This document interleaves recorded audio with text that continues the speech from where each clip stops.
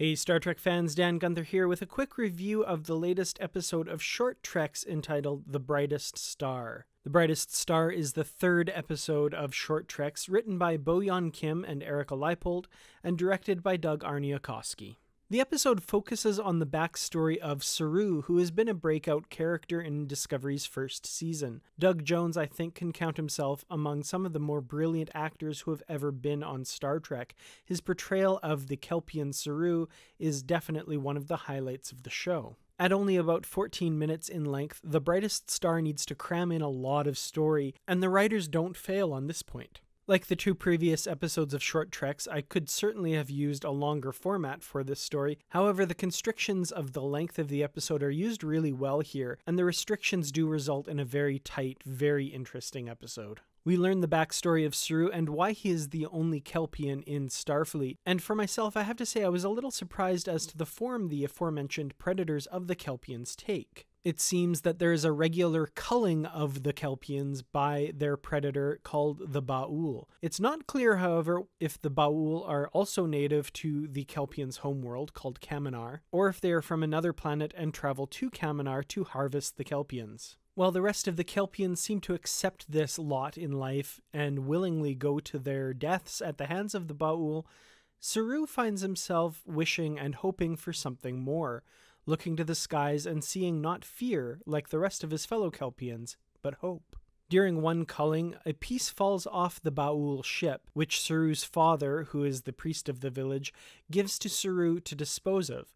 Saru instead keeps it and experiments with it, taking it apart and eventually constructing some sort of a beacon, which he uses to send a signal, hoping to draw someone other than the Ba'ul to their world. One of the drawbacks of the short format, of course, is that we don't know how long this sequence is. I'm given to understand it was quite some time, possibly months or years, that Saru worked on this piece of equipment to manage to turn it into a beacon. He does, of course, attract the attention of Starfleet, and towards the end of the short film, we learn that it is Lieutenant Georgiou who has answered his call. Another thing that isn't apparent until the end of the episode is that he has maintained a lengthy dialogue with Georgiou, and the two of them know each other through their communications. Saru, of course, wishes to go with Georgiou to the new world that lies beyond the sky, but he asks if he can return one day to help the rest of his people. But unfortunately, due to the Prime Directive, which isn't named here but its presence is definitely felt over the entire episode, Georgiou says that he can never return to Kaminar. With this knowledge, Saru bids farewell to his former life and embraces his new life among the stars. I've definitely come to love the writing team of Bo-Yeon Kim and Erica Leipold.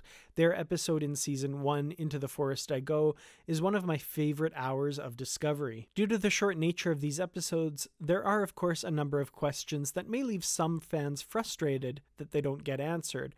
I, however, really enjoyed this episode. I thought it was a really tight, interesting story, and really helped me understand Saru and his fellow Kelpiens a lot better. Spoiler alert to anybody who does not want to know any information about Season 2 of Discovery. If you're one of those people, you may wish to jump ahead about 30 seconds or so. But we have learned from reports that Season 2 of Discovery will be revisiting Saru's homeworld of Kaminar at some point during Season 2. So it's possible that this was a prelude to that episode, and we'll learn a lot more about his people and their future going forward. Some unanswered questions I do have from the episode.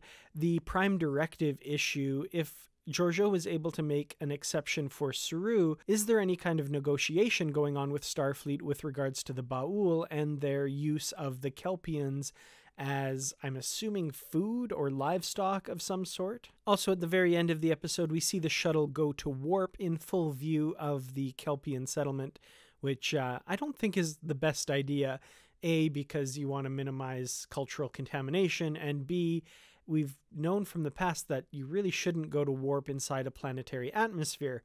Of course, this rule has been broken in the past, so maybe it's not that big a deal. As far as the Short Treks episodes in general go, I'm still absolutely in love with episode 2, Calypso, and that remains my favorite of the episodes we've seen so far.